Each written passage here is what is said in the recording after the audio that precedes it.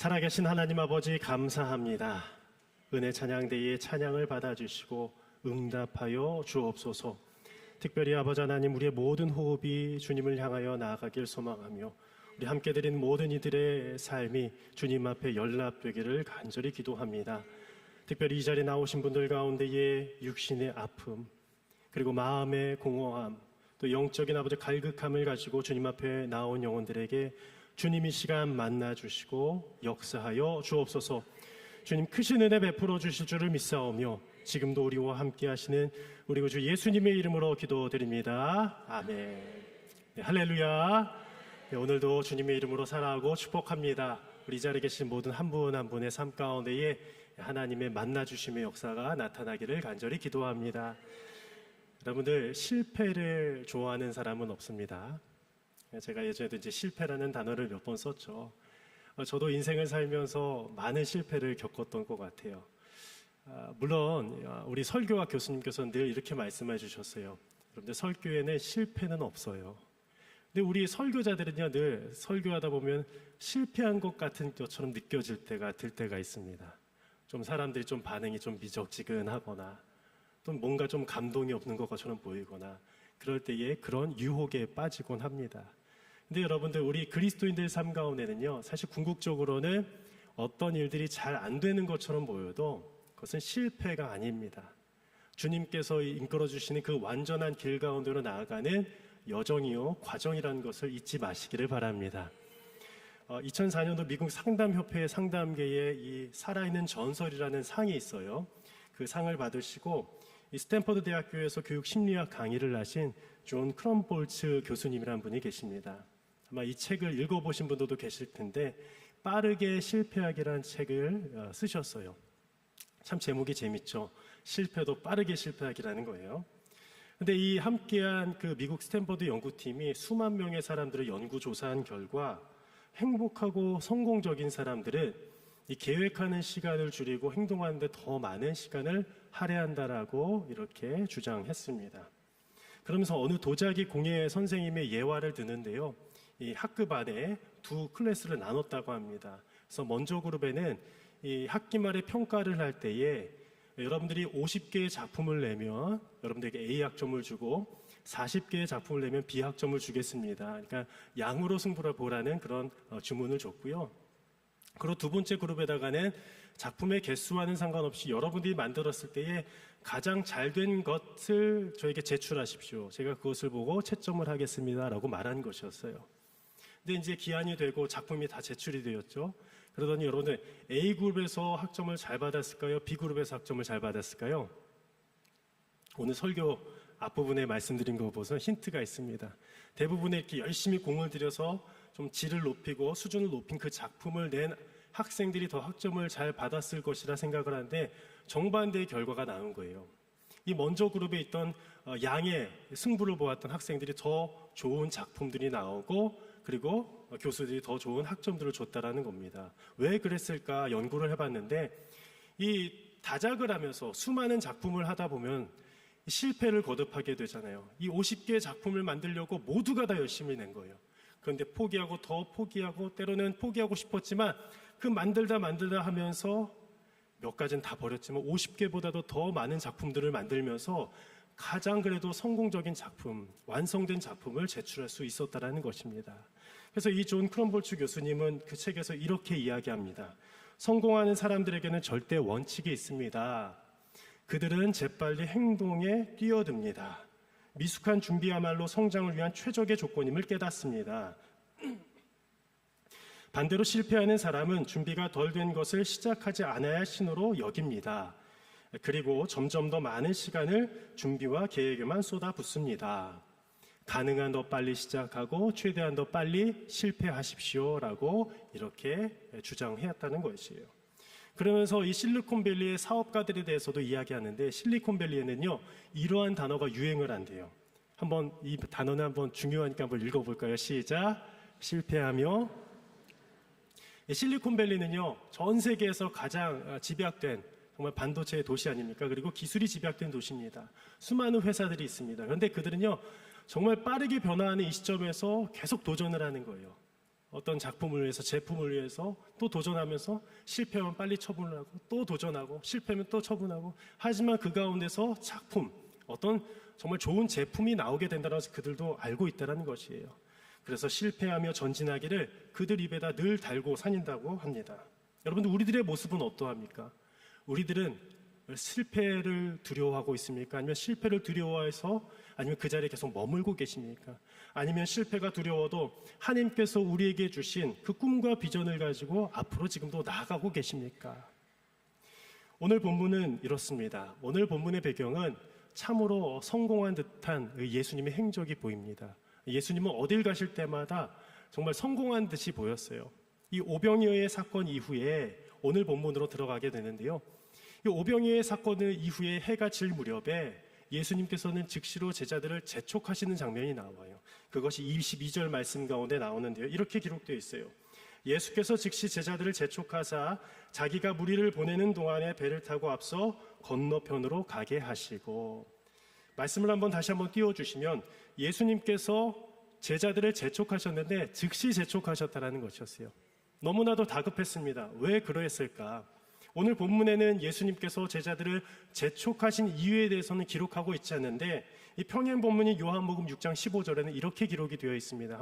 여러분들이 한번 읽어주실까요? 시작. 그러므로 예수께서 그들이 와서 자기를 억지로 붙들어 임금으로 삼으려는 줄 아시고 다시 혼자 산으로 떠나 가시니라. 오늘 이 말씀 가운데에 평행 본문인데요. 이 사람들이 이제 오병이어의 기적을 경험하니까 예수님을 임금으로, 왕으로 세우고 싶은 거예요. 아, 예수님과 함께 있으면 굶어 죽진 않겠구나. 우리의 삶이 정말 풍요롭게 살 수 있겠구나라는 생각으로 사로잡혀서 이제 예수님을 붙잡기 시작한 겁니다. 예수님 가지 마세요, 가지 마세요. 그런데 예수님은 어떻게 하셨어요? 그 모든 사람들의 그런 요청에, 간청에 뿌리치시고 혼자 기도하러 가셨다라고 성경 말씀에 기록되어 있습니다. 그리고 이 제자들은요, 따로 먼저 건너편으로 보내셨다라는 것이었어요. 우리가 오늘 본문에서는 우리가 나오진 않았지만 이 오병이어의 기적이 베세다라는 지역이었습니다. 갈릴리 북동쪽이었습니다. 거기서 이 반대편, 이 가버나움 쪽으로 이제 이동하라고 말씀하셨던 것입니다. 그런데 그때의 문제가 발생한 것이었어요. 제자들만 타고 있던 그 배에 풍랑이 일기 시작했습니다. 오늘 24절 말씀인데요. 배가 이미 육지에서 술이나 떠나서 바람이 거스름으로 물결로 말미암아 고난을 당하더라. 여러분들, 이 바람이 거슬렀다라는 것은요, 어떤 바람이 역풍을 의미합니다. 당시에 이 갈릴리에는 산으로 둘러싸여 있었는데요, 산 쪽에서는요, 저녁이나 새벽에 강한 바람이, 산바람이 불어쳤습니다. 그런데 이 바다에서는요, 역풍이 또 불 때에 그 바람이 마주쳤을 때에 모든 배들이 앞도 가지 못하고 뒤로도 가지 못하는 현상을 맞이하게 됐다는 것이었어요. 제자리에서 계속 배가 맴도는 것입니다. 자칫하면 전복이 되는 상황입니다. 그래서 오늘 이 24절 하반절에 이렇게 기록하고 있었죠. 고난을 당하더라. 이 고난을 당한 것이 그들의 환경이자 형편이었다는 것입니다. 얼마나 그때 극심한 스트레스를 받았겠습니까? 두려울 수밖에 없었습니다. 아무리 바다 위의 베테랑이라 할지라도 그들 마음 가운데에는 너무나도 큰 두려움이 사로잡혔다라는 것이었어요. 예전에 제가 잘 아는 지인이 낚시를 좋아하셨어요. 저는 낚시를 많이 가보진 않았습니다. 근데 민물 낚시보다도 바다 낚시를 좋아하시더라고요. 근데 그분이 이제 혼자 사시는 청년이셨는데 배를 사셨대요. 조그만 배를요. 큰 배는 아니고요. 야, 대단하더라고요. 그래서 목사님 한번 배 타고 낚시 나가요 했는데 여태까지 한 번도 못 나갔었어요. 근데 그 청년이 한번 얘기를 했어요. 날씨가 너무 중요하다라는 것이에요. 당연하죠. 풍랑이 오거나 물결이 일면은 절대로 배를 끌고 나가면 안 되는데, 어느 날에는 날씨가 좋다고 해서 끌고 나갔는데 갑자기 기상이 악화가 되는 거 아니겠습니까? 그때 그 청년이 했던 얘기가 있습니다. 목사님, 그때 낚시요? 낚시 안 하고 싶어요. 빨리 돌아와야 돼요. 내가 죽어요. 아무리 구명조끼 입고 해도 풍랑 가운데에 그 풍랑을 만나면 버틸 배가 없습니다라고 고백하더라고요. 성도님 여러분, 이처럼 우리들도 이러한 풍랑을 만날 때가 있지 않습니까? 이 풍랑은요, 저기 산바람이 불고 그리고 바다에서 역풍이 불어서 이도 저도 하지 못하는 상황 가운데 놓여진 분들이 계실 수도 있다는 것이에요. 아마 이 자리에도 아마 그런 성도님들이 계실 수도 있습니다. 그렇다면 그때 어떻게 해야 되겠습니까? 그 순간에 누구를 만나야 되겠습니까? 제자들도 어찌할 수 없는 그 상황에서 예수님이 다가오셨다라는 것이에요. 오늘 말씀 가운데 이렇게 기록되어 있었어요. 밤 사경에 무리를 누군가가 걸어서 오시는 겁니다. 그런데 밤 사경이 언제일까요? 말씀해 보면 이때가 이제 로마의 시간력으로 쓰여졌는데 로마 시간은 이 밤을 4등분을 했습니다. 오후 6시부터 새벽 6시까지 4등분을 했어요. 3시간씩요. 그러니까 밤 사경은요, 새벽 3시부터 6시까지를 의미합니다. 그러니까 이 해질 무렵부터, 그때부터 이제 배를 타고 갔는데, 한참 동안을 이 바다에서, 갈릴리 바다에서, 호수에서 헤매고 있는 것 아니겠습니까? 그때 그들에게 있어서 얼마나 큰 두려움과 더불어 또 다른 두려움이 나타났어요. 오늘 예수님께서 그들에게 다가오셨는데 물 위를 걸어오셨습니다. 그런데 제자들은 그분이 예수님인 것을 알지 못했어요. 그래서 뭐라고 소리쳤어요? 유령이다! 고스트! 유령이다! 라고 외친 거예요. 여러분들, 저는 이 말씀은요, 상상을 해야 되는데 한번 보십시오. 저기 중랑천이 막 불어 있는데 여러분들이 막 있어 막 철수해야 되는 상황이야. 근데 저 건너편에서 그냥 누구를 예를 들까, 저로 제가 저기서 이렇게 처벅처벅 무리를 걸어온다고 한번 생각해 보시죠. 이렇게 야밤에. 물론 그럴 일도 없지만, 그럴 수도 없지만, 여러분들 초자연적인 현상이 일어난 거예요. 사람은 걸을 수 없습니다. 근데 누군가가 걸어왔다는 것은 그들이 예수님인지를 알지 못하고 유령이다라고 인식했다라는 것이었어요. 그런데 분명한 것은 그때 어떻게 됐어요? 그들이 놀랐을 때에 즉시로 예수님께서 그들에게 밝혀주셨어요. 오늘 27절 말씀, 너무나도 중요한 말씀인데 함께 읽어보겠습니다. 시작. 예수께서 즉시 이르시되 안심하라 나니 두려워하지 말라. 예수께서 즉시 말씀하셨습니다. 그들이 유령이다 너무 두려웠던 때에 바로 말씀해 주셨다는 것이었어요. 안심하라, 내니 두려워하지 말라. 여러분들, 지금 이 순간에도 우리 주님이 말씀해 주고 계세요. 여러분들의 삶 가운데에 극심한 스트레스와 압박감과 불안이 있을지라도 우리 주님 말씀해 주신 줄을 믿습니다. 이처럼 우리 마음의 두려움은 예수님을 발견할 때에 사라지게 됩니다. 또한 믿음의 시작은 우리에게 다가오시는 분이 누구신지를 아는 데서부터 시작됩니다. 여러분들, 예수님을 깊이 만나시길 바랍니다. 근데 예수님이 찾아오신데도 그분이 예수님인지를 알지 못해요. 말씀 가운데 예수님이 우리에게 처벅처벅 더 가까이 나오시는데 깨닫지를 못해요. 그때는 우리들은 더 사모하고 기도해야 됩니다. 주님, 주님인 줄 깨닫게 하여 주옵소서. 우리가 말씀에서 예수님을 만나잖아요. 오늘도 말씀 가운데 주님이 나타나는 본문 아니겠습니까? 근데 이 본문 가운데 예수님을 척 만나야 되는데 만나지 못하고 하게 된다면 얼마나 안타깝겠습니까? 그래서 오늘 이 3가지 정도, 특별히 제자들 가운데서도 베드로를 특별히 만나주셨던 그 역사를 함께 살펴보기를 원합니다. 첫 번째, 우리에게 다가오신 주님은 믿음이 서툴러도 첫걸음을 귀하게 여겨주시는 분이라는 것이에요. 28절 말씀도 함께 읽어볼까요? 시작. 베드로가 대답하여 이르되 주여 만일 주님이시거든 나를 명하사 물 위로 오라 하소서 하니.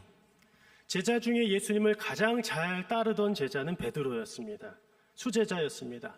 그리고 그 리더십을 가지고 또 주님을 따르고 또 제자들도 함께 이끌어갔습니다. 그러면서 주님께 이렇게 요청을 했어요. 멀리서 오시는 분을 보면서 만일 주님이시거든. 우리 전통적인 해석 가운데 여기서 만일이란 뜻은요, 주님인 줄 몰라서가 아니라 주님이라고 말씀하셨기 때문에 안심하 내니 두려워하지 말라라는 그 말씀 가운데에 이미 베드로와 제자들은 주님이 걸어오셨다는 것을 알았다고 기록하고 있어요. 그런데 그럼에도 불구하고 만일 주님이시거든 나를 명하사 물 위로 걸어오라 하소서라고 이렇게 요청드린 것은 무엇이겠습니까? 이 만일이라는 의미에 2가지 의미를 품고 있기 때문이에요. 즉 무엇이냐? 완전한 확신 가운데 그가 이러한 고백을 한 것이 아니라는 것이에요. 성경의 오늘 전체 본문을 보면 그 베드로도 부족한 믿음을 가지고 있었고 서툰 믿음을 가지고 있음을 우리들은 발견해야 됩니다. 여러분들, 이 본문을 우리가 어떻게 읽을 수 있을까요? 여러분들, 베드로가 너무 위대하게 보입니까? 아니에요. 말씀을 보면 부족해 보여요. 그렇게 믿음이 좋은 것처럼 보이지만 또다시 물가 가운데에 빠져버리는 것이 베드로의 모습이라는 것이에요. 여러분들, 우리들의 이 믿음의 모습을 저는 제목과 연결하여서 믿음의 서툼이라고 표현해 보았습니까? 우리 서툴다라는 표현은 뭐예요? 익숙하지 않은 거예요. 좀 어리숙한 겁니다. 그럼에도 불구하고 처음 시작은 미약하나 점점 더 발전해 나가고 점점 더 성숙해 나가는 그 모습을 누가 바라보길 원하시느냐? 우리 하나님이 바라보시기를 원하신다라는 것입니다. 제가 신방 가보면요, 제가 이제 뭐라고 하는 거 아닙니다. 오해하지 마십시오. 우리 시편 어디 말씀 보겠습니다 하는데 쫙 보는데 한 성도님이 신약에서 계속 찾고 계시더라고요. 그럴 수 있잖아요, 그렇죠? 근데 신앙생활을 저희 교회 얘기 아니라 예전 교회 얘기예요. 신앙생활을 상당히 오래 하셨어요. 근데 계속 신약에서 찾고 계신 거예요. 제가 그걸 보면서 신방 갔는데 혼냈겠습니까? 아니면은 뭐라고 했겠습니까? 모르는 척 했어요. 그냥 가만히 있었어요. 계속 기다려줬어요. 여러분, 기다려주는 것이 믿음입니다. 계속 찾을 때, 그래서 옆에 우리 결국엔 지역장님이 같이 찾아주시더라고요. 그분이 조금은 부끄러워 하시더라고요. 아마 속에 도전이 생겼어요. 좀 성경 좀 찾아 놓을 걸. 여러분들, 시편은 구약에 있습니다. 반대로 어디 에베소서 찾아보십시오 했는데 구약에서 찾을 수는 없는 거잖아요. 이 말씀이 어디 있는지는 알 정도는 돼야 되는데 이게 우리의 서툰 모습이란 거예요. 믿음은 서툴 수 있어요. 괜찮아요. 잘 못 찾을 수도 있습니다. 기도도 해보라고 해도 기도도 잘 못할 때도 있어요. 떠듬떠듬할 수도 있어요. 그렇다고 해서 서툴다고 해서 주님이 나무라시는 분은 아니십니다. 우리 성도님들도 너무 뭐라고 하지 마십시오. 어떤 분들은 성경 그것도 못 찾아? 혹시나 이런 분들이 계실까 봐 말씀드리는 거예요. 서툰 모습이 보여도 그 모습을 이해해주고 기다려주는 거예요. 왜냐하면 우리 하나님께서도 그 서툰 믿음을 기다려주시기 때문이에요. 예전에 저는 신앙생활하면서 마구 혼났던 기억이 있습니다. 왜 혼났느냐? 저는 잘못 안 했는데 친구들이 계속 떠드니까 같이 그 반이 혼나는 거예요. 성경 말씀 배우는데 떠드니까 같이 혼나게 되고, 그럴 때마다 이 목사님께서 너희들은 왜 늦게 오냐 막 이렇게 잔소리를 할 때마다 제 마음이 불편했어요. 신앙생활 똑바로 하라는 그 말씀이 저는 받아들여졌는데 몇몇 친구들은 그 얘기가 안 받아들여지니까 결국엔 교회를 안 나오게 되더라고요. 그래서 저는 알았어요. 서툴러 보여도, 좀 부족해 보여도 우리 교회 학교 아이들도요, 좀 잘 이렇게 품어주고 기다려주면 좋겠다라는 것이었어요. 여러분들도 그러하시길 바랍니다. 참아주시길 바랍니다. 때로는 저도 좀 서툴러 보여도 참아주시길 바랍니다. 기도해 주시길 바랍니다. 여러분들, 우리가 하늘나라 갈 때까지 완성되는 사람은 없습니다. 따라서 이러한 고백이, 베드로와 같은 고백, 만일 주님이시거든 나를 명하사 무위로 오라 하소서라는 그 고백은 이 베드로 자신도 믿음이 서툴러도 주님 앞으로 한 걸음씩 나아갔다는 것, 그 첫 걸음이 중요했다는 것을 말씀해 준다는 것이에요. 그래서 주님은 이 순간에도 우리들에게 이렇게 말씀하세요. 서툴러도 믿음으로 내게로 나아오라. 우리 함께 고백해 볼까요? 시작. 서툴러도 믿음으로 내게로 나아오라. 서툴어도 믿음으로 주님께 나오길 원하십니다. 두 번째로 우리에게 다가오신 주님은 어떤 분이시냐? 주님의 시선을 환경이 아니라 주님께 머무길 원하시는 분이라는 것이었어요. 우리 30절 말씀도 함께 읽어보도록 하겠습니다. 시작. 바람을 보고 무서워 빠져가는지라 소리질러 이르되 주여 나를 구원하소서 하니.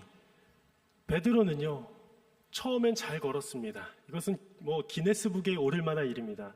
이렇게 걸은 사람이 없었거든요. 주님이시니까, 주님은 신이시고 온전한 인간이시니까 하나님께서 보내신 아들이시기 때문에 초자연적인 사건을 이루시고 물 위를 걸어가셨습니다. 그런데 유일하게 이 세상에서 물 위를 걸어간 사람은 한 사람 있었어요. 누구예요? 베드로였어요. 성경 어느 곳에도 나오지 않습니다.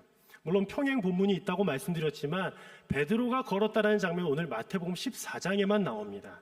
그런데 그 믿음이 서툴러도 이 첫 걸음을 내딛는 것이 얼마나 중요함을 제가 말씀드렸잖아요. 그런데 몇 걸음을 걸었을까요? 성경에 나오지 않아요. 아마 조금 걸었을 거예요. 아니, 조금 더 걸었을지도 모릅니다. 아무도 모릅니다. 그런데 중요한 것은 그가 빠져버렸다는 것이었어요. 무엇을 보았기 때문이요? 바람을 봤기 때문이에요. 바람을 보고 무서워서 빠져버린지라, 그 안에 바람을 보니까 주님이 주신 그 믿음을 놓쳐버리게 되고 그 바다에 풍덩 빠져버리게 된 것이었어요.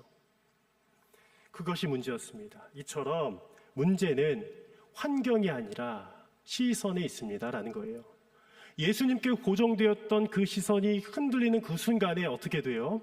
우리의 믿음도 흔들리고 발걸음도 흔들리게 된다는 것이었어요. 여러분들, 제가 예배 때마다 여기 함께 쭉 이렇게 축복하면서 바라보거든요. 그리고 제가 빨리 눈을 감아요. 왜 그런지 아시죠? 주님께 더 집중하기 위해서예요. 여러분들도 예배드려 올 때에 우리가 찬양을 이제 10시 50분부터 시작하는데 그때부터 찬양하면서 우리가 주님 앞에 깊이 나아갈 때에 가사의 자막도 보지만 더 집중해서 주님을 바라보기를 바랍니다. 그 가사 한 구절 한 구절 가운데에 역사하시는 그 주님께서 여러분들을 만나주실 줄 믿습니다. 한 성도님이 예전에 찾아온 적이 있었습니다. 불안증이 계셨어요. 아주 오래전의 일입니다. 저희 교회 일이 아니에요. 숨쉬기가 어렵다라는 거예요. 숨쉬기가 어려워서 호흡을 못 하셨어요. 코로 들이마시고 내뱉어야 되는데 그거 자체가 안 되는 겁니다. 근데 병적인 것이 있습니까? 라고 하니까 건강하대요. 건강한데 숨이 안 쉬어진대요. 그런 경우가 있나 봐요.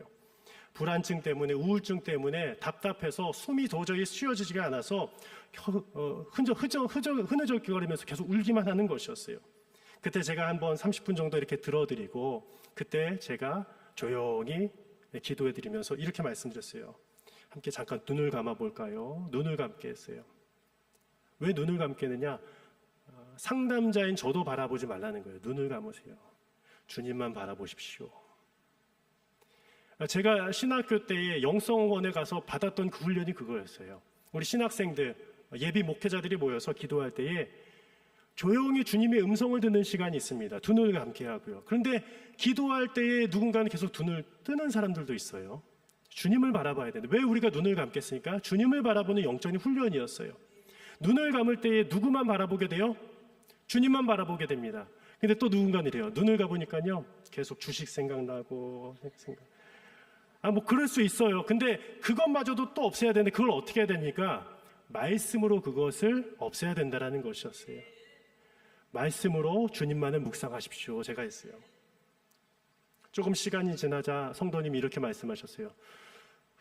목사님 숨이 쉬어져요. 주님의 은혜인 줄 믿습니다. 여러분들 가운데 아이들 키우면서 여러 가지 복잡한 일들 때문에 답답해서 숨이 잘 쉬어지지 않는 분들 계시나요? 계실 수 있어요. 저도 그럴 때도 있어요.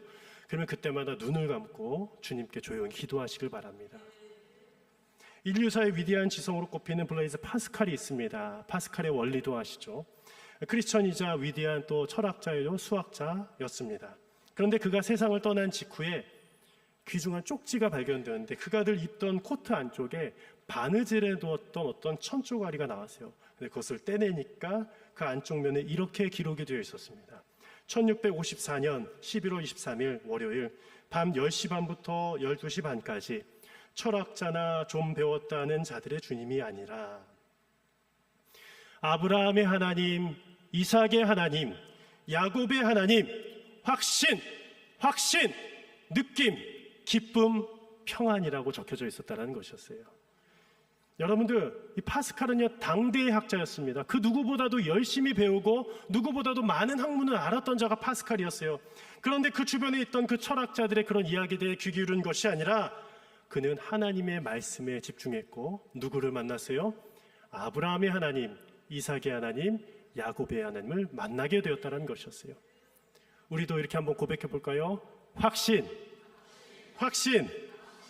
느낌, 주님도 느끼시길 바랍니다.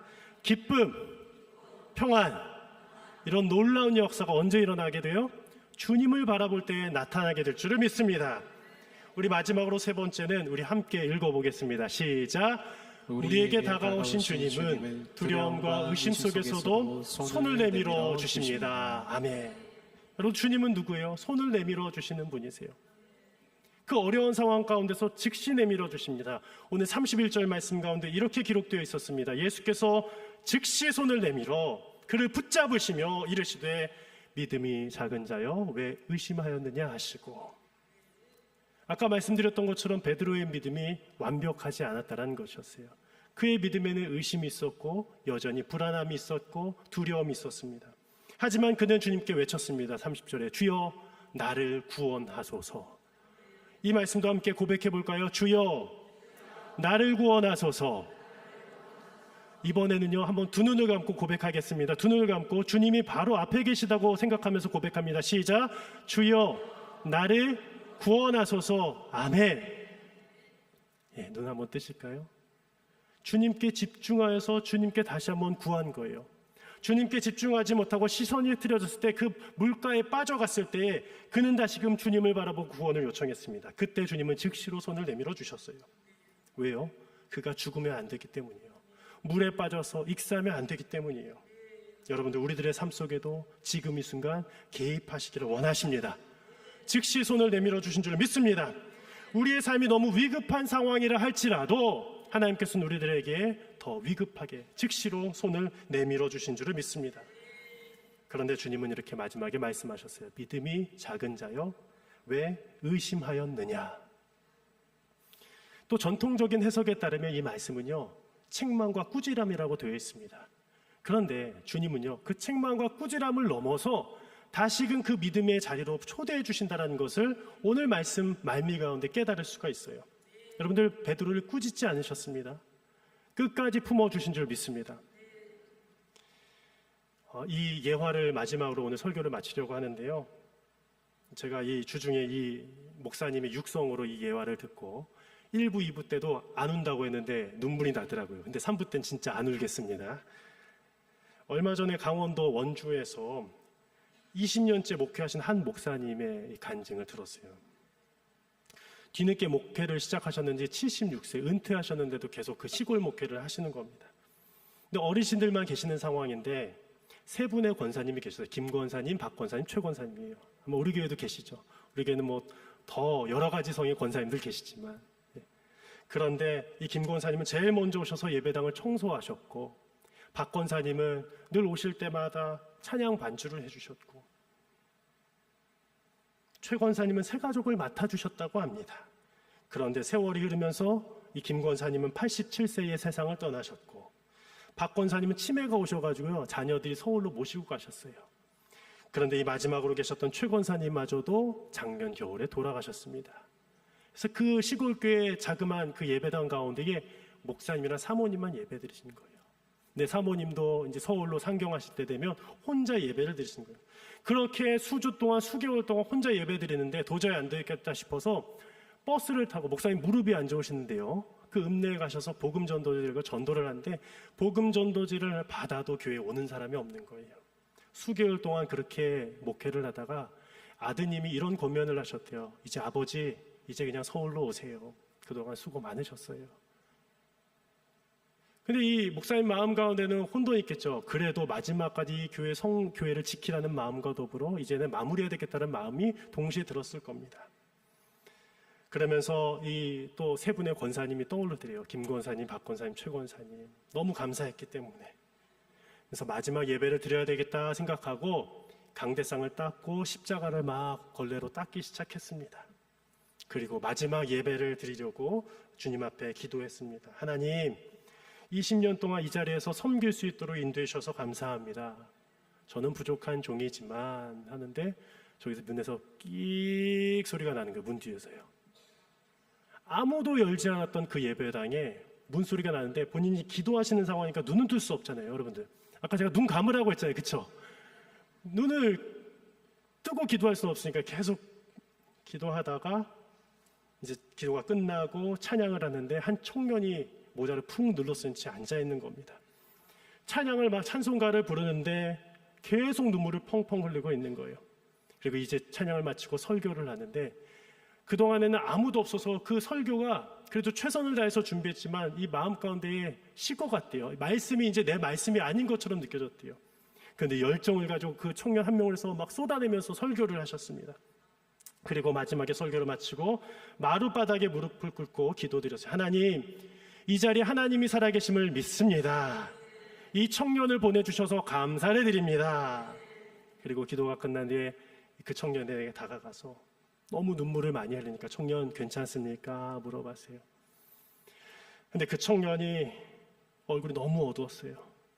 근데 그 울음을 잠시 멈추고 이제 어렵게 살아 이렇게 말을 꺼냈습니다. 목사님, 저는 사실 죽으러 가고 있었습니다. 어젯밤에 무작정 기차를 타고 여기까지 왔는데 여기서 진짜 끝내려고 했는데 어릴 때 부모님 손잡고 교회 가던 기억이 나더라고요. 그래서 목숨 끊기 전에 마지막이라도 한 번 더 교회 가보고 싶어서 십자가 보여서 왔는데 아무도 없는데 목사님이 설교를 전하시네요. 이 청년의 사연을 들어보니까 어린 시절 부모님이 교통사고로 동시에 돌아가셨어요. 그래서 혼자 남아서 고아원으로 이제 자라나기 시작했고, 고아원에서 자라다가 입양이 되었는데 초등학교 때 막 학대가 너무 심한 거예요. 밥도 제대로 안 주고 매일 때린다라고 합니다. 그래서 고등학교 이후에 가출을 했대요. 더 이상 살 이유를 찾지 못했던 겁니다. 그런데 이상하게 이 마지막에 이 고향에 와서 목숨을 구드렸는데 교회가 생각나고 교회가 보였던 거예요. 그리고 이 자리에 목사님께서 설교하실 거라 생각을 못한 거예요. 그 얘기를 다 듣고 나서 목사님도 이렇게 얘기했대요. 청년, 저도 오늘이 마지막 예배였어요. 교회를 정리하려던 때에 청년이 이 교회로 걸어왔습니다. 우리 둘 다 마지막이라고 생각했지만 하나님께서는 새로운 시작을 예비하신 줄을 믿어요. 여러분들, 우리 인생 가운데도 마지막 예배가 분명히 찾아옵니다. 여러분들 믿으세요? 우리가 지금은 젊고 건강할지라도 언젠가는 이 예배가 마지막 예배가 될 때도 있어요. 그 순간은 아무도 모릅니다. 하나님만이 아십니다. 그런데 그 순간이 어때요? 수많은 성도님들 가운데서 함께 예배드릴 때에 그 시선이 주님께 집중하지 못해서, 주님을 바라보지 못해서, 은혜를 받지 못해서 그냥 늘상 다녀가는 그런 평범한 그런 예배가 아니라 날마다 주님을 만나야 되는 그런 예배가 되어야 되지 않겠습니까? 사랑하는 우리 꿈의 숲교회 모든 성도님들 가운데에 오늘이 마지막 예배라는 것처럼 그런 열정과 소망을 가지고 내 모든 것을 드리는 예배가 되시기를 진심으로 축복하며 기도합니다. 그래서 이후 목사님은요, 이 청년을요 집에서 길리기 시작했어요. 키우기 시작했어요. 밥도 주고 방도 하나 내어주고, 그러다가 일자리도 줬는데 옆 동네의 유기농 농장 사장이 박 사장님께 이 청년을 써주세요라고 했다는 것이었어요. 그래서 일도 열심히 했습니다. 청년이 새벽기도 갔다가 그리고 이제 일하러 가는 거예요. 그 모습을 본 이 사장님이 감동을 받아서 직원들을 데리고 예배당에 나오기 시작했대요. 그 교회 목사님의 성도가 아무도 안 계셨는데 그동안 김 권사님, 박 권사님, 최 권사님이 채워주셨는데 또 다시 하나님께서 귀한 분들을 보내주셨다는 겁니다.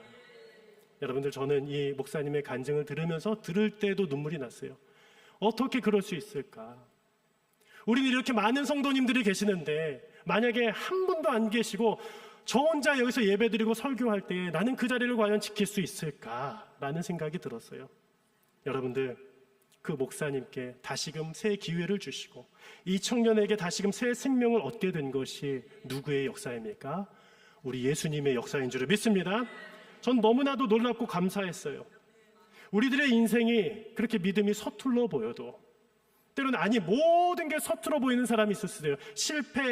실패 계속 낙방하는 것처럼 보이는 우리의 자녀들이 있을 수도 있습니다. 그러나 그 자리에 머물지 마십시오. 믿음의 첫걸음을 내딛기를 바랍니다. 어떤 일이든 좋습니다. 청소도 좋고 설거지도 좋고 어떤 일이든 좋습니다. 주님은 그 믿음의 첫걸음을 내디라 말씀하세요.